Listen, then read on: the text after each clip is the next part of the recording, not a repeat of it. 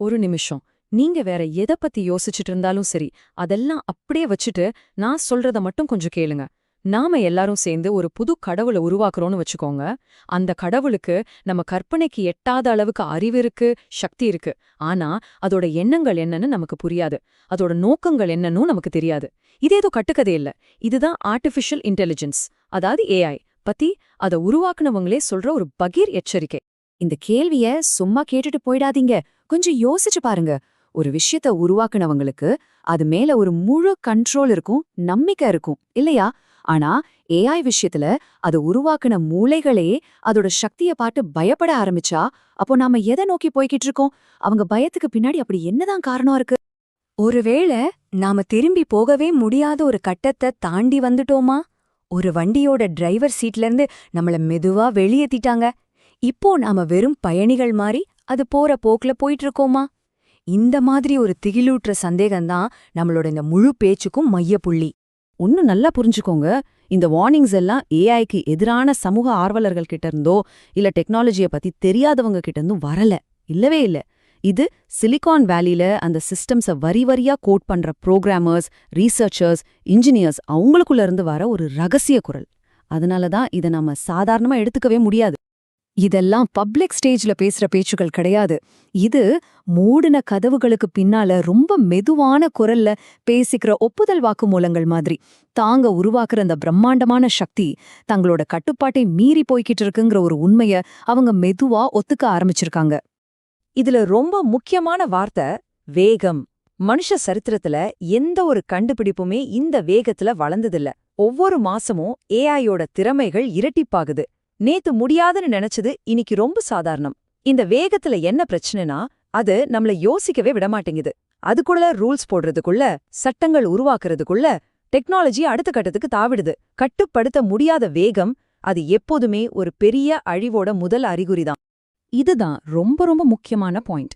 இப்போ நாம ஒரு ஏரோப்ளேன் செய்யறோம்னா, அதோட ஒவ்வொரு பாட்டும் எப்படி வேலை செய்யணும்னு நமக்கு தெரியும்.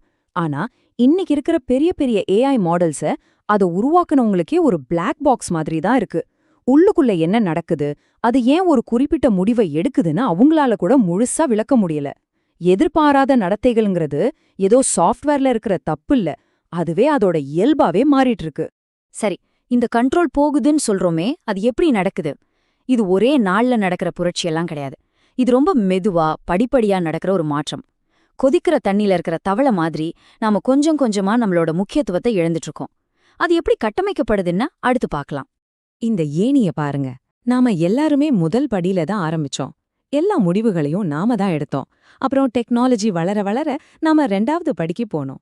சரி, ஏஐ வேலை செய்யிட்டோம், நாம மேல இருந்து பாத்துக்கலான்னு நினைச்சோம். ஆனா இப்போ நிதி, ராணுவம், மருத்துவம்னு ரொம்ப முக்கியமான துறைகள்ல கூட நம்மள 3வது படிக்கு தள்ளுறாங்க. அதாவது முழுமையான ஏஐ தன்னாட்சி. மனுஷங்க தலையிடுறது ஒரு தடையா பார்க்கப்படுது. நம்மள மொத்தமா இந்த சிஸ்டம்ல இருந்து வெளியேத்துறாங்க. இது ஒரு விதமான கையறு நிலைய உருவாக்குது இல்லையா? இது ஏதோ எதிர்காலத்துல நடக்க போற ஆபத்தில்ல. இது இப்போ நடந்துட்டு இருக்கிற நிஜம். பங்குச்சந்தையில சில மில்லி செகண்ட்ஸ்ல கோடிக்கணக்கான பணத்தை இடமாத்துற அல்காரிதம்ஸ் மனுஷங்க கணிக்க முடியாத விபத்துக்களை ஏற்படுத்தியிருக்கு. ராணுவத்தில் இருக்கிற ஆளில்லா ட்ரோன்ஸ் அதுவாவே இலக்குகளை தீர்மானிக்கிற நிலைமைக்கு வந்தாச்சு. ஒவ்வொரு தடவையும் அதோட விளைவுகள் அதை உருவாக்குனவங்களையே ஆச்சரியப்படுத்துது, சில சமயம் பயமுறுத்துது. ஆபத்து நம்ம வீட்டு வாசல்லையே வந்து நிக்குது. இப்போ நாம இந்த பிரச்சனையோட ஆணிவேருக்கே வர்றோம். ஒரு சக்தி வாய்ந்த கருவி இருக்கிறது பிரச்சனை இல்ல. பிரச்சனை என்னன்னா, அந்த கருவியோட இலக்குகள் நம்மளோட இலக்குகள்லேருந்து வேறையா இருக்கும்போதுதான் ஆரம்பிக்குது. இதுதான் ஏஐ பாதுகாப்புல இருக்கிற மிகப்பெரிய, இன்னும் தீர்க்கப்படாத ஒரு சவால். ரொம்ப சிம்பிளா சொல்றேன் கேளுங்க. மனுஷ குலத்துக்கு நல்லது பண்ணுன்னு ஒரு சூப்பர் இன்டெலிஜென்ட் ஏஐ கிட்ட நம்ம சொல்றோம்னு வச்சுக்கோங்க. ஆனா நல்லதுனா என்ன? கருணை, நீதி, சுதந்திரம், கண்ணியம், இந்த மாதிரி நுட்பமான மனுஷ உணர்வுகளை எப்படி கம்ப்யூட்டர் மொழிக்கு, அதாவது 0-1க்கு மாத்துறது, அது கிட்டத்தட்ட முடியாத காரியம். இந்த தீர்க்கப்படாத புதிர்தான் நம்ம உருவாக்குற இந்த சிஸ்டமோட மையத்துல இருக்கிற ஒரு பெரிய ஓட்டை. இந்த ஒப்பீடு அந்த பிரச்சனைய தெளிவா காட்டுது. மனுஷங்களா நாம பல விஷயங்களை பேலன்ஸ் பண்ணி பார்ப்போம். ஆனா ஏஐ அதுக்கு கொடுத்த ஒரே ஒரு இலக்க மட்டும் எந்த ஒரு தார்மீக தடையும் இல்லாம ரொம்ப தீவிரமா அடைய முயற்சி பண்ணும். ஒரு பிரபலமான உதாரணம் இருக்கு. பேப்பர் கிளிப்ஸ உருவாக்குன்னு ஒரு சக்தி வாய்ந்த ஏஐ கிட்ட நீங்க சொன்னா, அது ஒரு கட்டத்துல மனுஷங்க உட்பட பூமியில இருக்கிற எல்லா அணுக்களையும் பேப்பர் கிளிப்ஸா மாத்த முயற்சி பண்ணலாம். ஏன்னா அதோட ஒரே இலக்கு அதுதான். அதுக்கு கெட்ட எண்ணம் எல்லாம் கிடையாது. ஆனா அதோட விளைவு ஒரு முழுமையான பேரழிவு. இதெல்லாம் ஏதோ சயின்ஸ் ஃபிக்ஷன் படத்திலிருந்து எடுத்ததில்ல. இது அடுத்த 10 வருஷத்துல நாம சந்திக்க போற நிஜமான ஆபத்துகள். கோடிக்கணக்கான வேலைகள் இல்லாம போறது. ஏஐய கண்ட்ரோல் பண்ற ஒரு சில கம்பெனிங்க கிட்டயோ இல்ல நாடுகள் கிட்டயோ கற்பனை பண்ண முடியாத சக்தி குவியறது. எது உண்மை எது பொய்னே பிரிக்க முடியாத அளவுக்கு ஆட்டோமேட்டிக் பொய் பிரச்சாரங்கள்.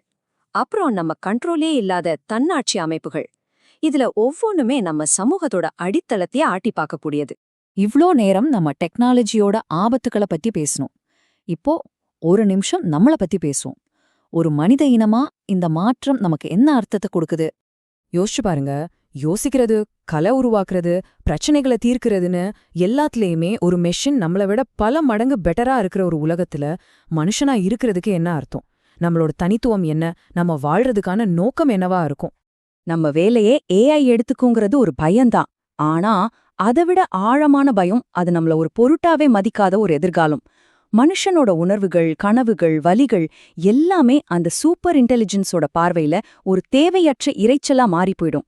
நாம உருவாக்குன ஒரு கதையில நாமளே ஒரு கடைசி பக்க குறிப்பா மாறுறதுதான் உண்மையான பயம். இது ஒரு தார்மீக சிக்கல்.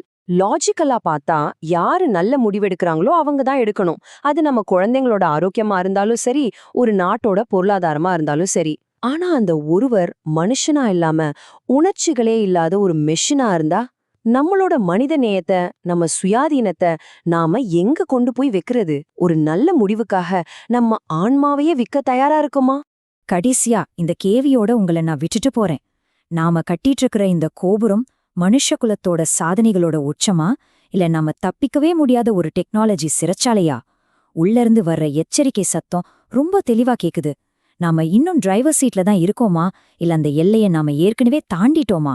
இந்த கேள்விக்கு நாம ஒவ்வொருத்தரும் பதில் தேட வேண்டிய நேரம் இது. ஏன்னா நம்மளோட எதிர்காலம் நம்மளோட பதில பொறுத்துதான் இருக்கு.